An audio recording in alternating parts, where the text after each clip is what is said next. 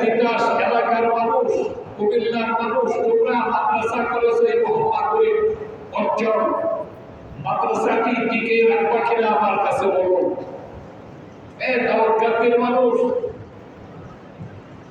চট্টগ্রামের মানুষ, তোমরা কি মাদ্রাসাটি টিকে রাখবা কিনা? বললো যে হ্যাঁ হুজুর, আমরা পড়িয়া হবো, আমরা বিনা পানাহারে থাকবো, আমরা পড়বো, তারপরে মাদ্রাসাকে আমরা টিকে।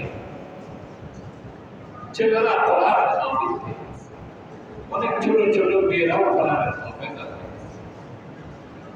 শুকরিয়া তার বলেন আলহামদুলিল্লাহ। কোরআন, কোরআনুল হাকীম, কোরআনুল মাজিদ, এটা আল্লাহর কালাম, এর নাম হলো কালামুল্লাহ, অর্থাৎ এটা আল্লাহর কথা, আল্লাহর কথা, আল্লাহর কালাম। মাদ্রাসা ছাড়া এটা কোথাও এটাকে মুখস্থ করার কায়দা নাই। আপনার রহমত গ্রুপে যাওয়ার পরে সিএম সাহেবকে বলেন কোরআন মুখস্থ করা পারবে? জনতা গ্রুপে যা, মেঘনা গ্রুপে যা, প্রভাব গ্রুপে যা, সংসদে যা, এমপি মহোদয়কে বলেন আমাকে কোরআন শেখাও, পারবে? হ্যাঁ পারবে। কোরআনুল হাকীম, কোরআনুল মাজিদ কোথায় শিখবে, কোথায় শিখবে? সেটা শিখতে হবে মাদ্রাসা, সেটা শিখতে হবে মাদ্রাসা। মাদ্রাসা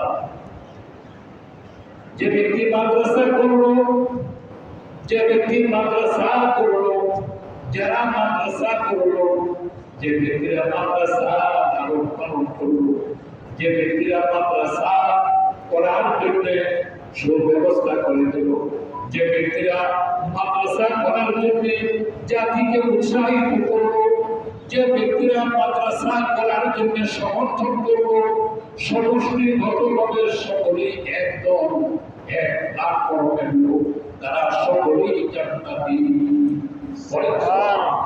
জুড়ে বলেন সুবহানাল্লাহ, জুড়ে বলেন সুবহানাল্লাহ। জান্নাতে যেতে চান না, না জাহান্নামে যেতে চান? অনেক কোনটা চান, অনেক তো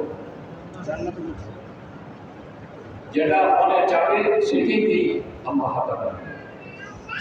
মনে যেটা চাবে, আপনি যদি জান্নাতের জন্য কাঁদেন, আপনি যদি জান্নাতের জন্য কাঁদেন,